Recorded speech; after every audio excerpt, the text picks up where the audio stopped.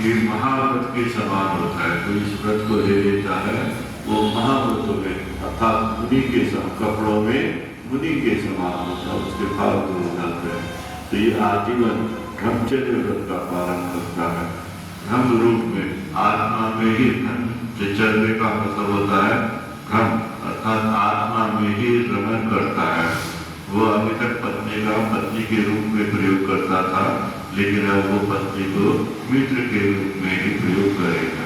नई बात सुन, जैसे मित्र से विवाह करते हैं तो मन में कोई उसके प्रति कोई राग द्वेष किसी प्रकार का नहीं पैदा होगा। वो पास में सोए लेटे तो भी कोई विकार मन में नहीं आना चाहिए। भीतर से भी वो ब्रह्म में रमण करे और बाहर से भी नहीं। और अन्य सब स्त्री तो उसकी माता बहन पुत्री के समान होते ही हैं। तो इस प्रकार वो किसी की शादी की अनुमोदना भी नहीं कर सकता। किसी की जो ब्रह्मचर्य प्रतिमाधारी होता है, साथ प्रतिमाधारी, वो किसी की शादी के लिए भी अनुमोदना नहीं कर सकता। हाँ, कि इसकी शादी कर दो, ये कर दो। वो अपने पुत्र की भी यदि किसी की शादी नहीं हुई है तो उसके लिए भी वो कहेगा, दूसरे से कहेगा कि इसकी शादी आप कराओ। लड़की भी अपनी है तो वो दूसरे को पैसे दे देता है कि इसकी शादी जो होगी तो सारा काम तुम संभालोगे, भाई बंद को किसी को नहीं बात। तो किसी प्रकार की अनुमोदना भी नहीं करता। चलचित्र मूवी का वो त्याग कर देता है, ऐसे घटिया चित्रों का भी वो देखने का त्याग कर देता है। नई बात में वो पूर्ण ब्रह्म में रहता है। जो इस प्रतिमा का धारी होता है, निश्चित रूप में वो श्रेष्ठ प्रतिमा धारी होता है और वो जल्दी ही मुक्ति की प्राप्ति करता है। नई बात तो समस्त स्त्रियों पे वो कोई किसी प्रकार का राग भाव नहीं रहता। तो ये 7 प्रतिमा होती है। अब इसके बाद आती है 8वीं प्रतिमा, जिसका नाम है आरंभ त्याग। कोई भी वो आरंभ का कार्य नहीं। मकान बनाना कैसा होता है? आरंभ का कार्य होता है। गाड़ी में चलना कैसा होता है? आरंभ का। गाड़ी में पेट्रोल खत्म हो गया, गाड़ी खराब हो गई, अब इसमें टायर खराब हो गए, ये सारे आरंभ की क्रियाएं। कौन सी गाड़ी खरीदूं, कौन सी नहीं खरीदूं, किसमें बैठूं, कहाँ बैठूं, तो ये सब आरंभ की क्रियाएं। वो अपना मकान पे नहीं बना सकता। वो मकान बनाए 70 आरंभ होते हैं।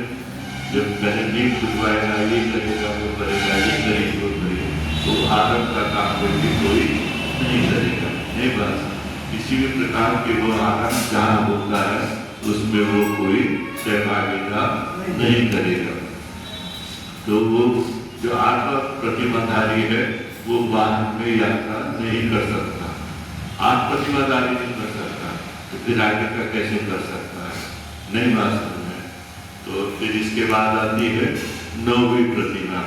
9वीं प्रतिमा का नाम है परिचय त्याग।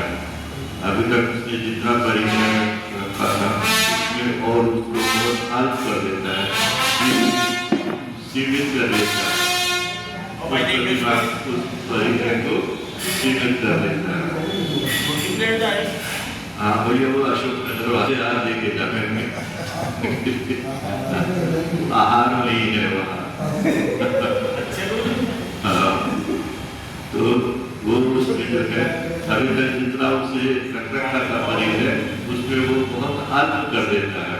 2-3 धोती जोड़े रखेगा अपने सफेद वस्त्रों के, 2-3 धोती जोड़े रखेगा अपने खाने के सीमित 5-7 बर्तन रखेगा। बाकी और वो कोई अंगूठी बगूठी सब त्याग कर देता है।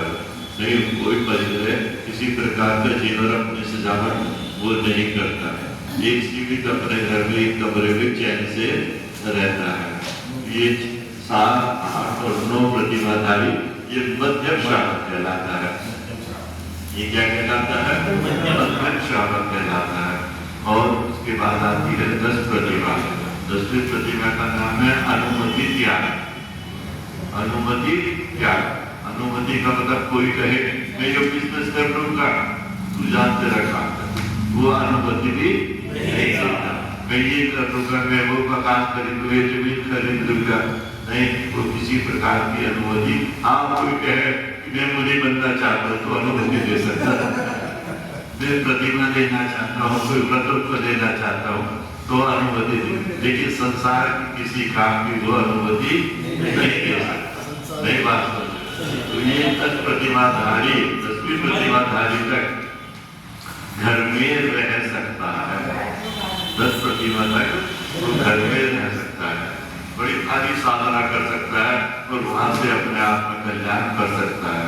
नई बात समझ में। और उसके बाद आता है कि 11वें अध्याय, जिसका नाम होता है उद्दिष्ट त्याग। उद्दिष्ट त्याग का मतलब वो भिक्षा भोजन ही ग्रहण करेगा, वो घर का त्याग कर देगा, वो भिक्षा भोजन ही कहीं भी जाएगा तो वो वहीं पर भी बाहर ही भोजन करेगा, घर उसे छोड़ना होगा। और वो उसमें 11वीं प्रतिमा में 2 प्रकार होते हैं, एक क्षुल्लक और एक ऐलक। क्षुल्लक तो एक लंगोटी और एक दुपट्टा रखता है, और वो दुपट्टा भी कैसा होता है कि यदि वो उसे ओढ़े तो पैर ढके तो सिर ना ढके, और सिर ढके तो पैर। ये भी लंबी तान के सो जाए, लंबे तान के नहीं सो सकता, इसलिए उसको इतना ही। और हाथ एक कटोरा रखता है तो उस कटोरे में भी वो सारा भोजन लेता रहता है, उसी ले लेके खाता रहता है। नहीं बात समझ? और वो पैदल ही विहार करेगा, वो किसी वाहन में। मैंने बताया ना, जब आपकी प्रतिमा कही आगे तो जाने की सुविधा कैसे कर सकता है? वो अतिचार महाअतिचार है, रास्ते में किसी गाड़ी से जा रहा है, एक्सीडेंट हो जाए, तो ये सब उसको त्यागना होता है। नहीं बात समझ? और ऐलक जो होते हैं वो सिर्फ एक लंगोटी रखते हैं, वो कोई दुपट्टा नहीं रखते, पीछे कमंडल और दुपट्टा रखते हैं। जो क्षुल्लक है वो केश रोज भी कर सकता है और कैंची से भी कटवा सकता है। कोई ज़्यादा उसको नहीं झेल पा रहा हो तो, लेकिन उसको भी केश रोज ही करना चाहिए। यदि उसकी शक्ति नहीं है तो फिर वो जो है वो किसी तरह से किसी अन्य से या उससे कैंची से कटवा, यूनिक कटिंग भी करे बढ़िया, क्योंकि वहाँ पैचने में कटिंग तो नहीं कर सकता। नहीं बात समझ में? बस अपना फटाफट काट सकता है 2 मिनट में। नहीं बात। और उसके बाद आता है आले का, छुल्ली का और आले का। छुल्ली का कौन होती है? छुल्ली का जैसे क्षुल्लक की क्रिया है ऐसे ही छुल्ली का की है। छुल्ली का एक साड़ी पहन के धोती, सफेद रंग की धोती, 16 हाथ की धोती, और एक दुपट्टा वो ऊपर चादर वो देती है, छुल्ली का जो होती है। और वो जो है पेची कमंडल पे रखती है, रखना चाहिए, क्योंकि जहाँ बैठेगी उठेगी तो काय से साफ करेगी। और जो आने का होती है वो केवल एक धोती ही रहती है, वो ब्लाउज नहीं पहनती है, तो वो उसी धोती का ब्लाउज बना के पहनती है।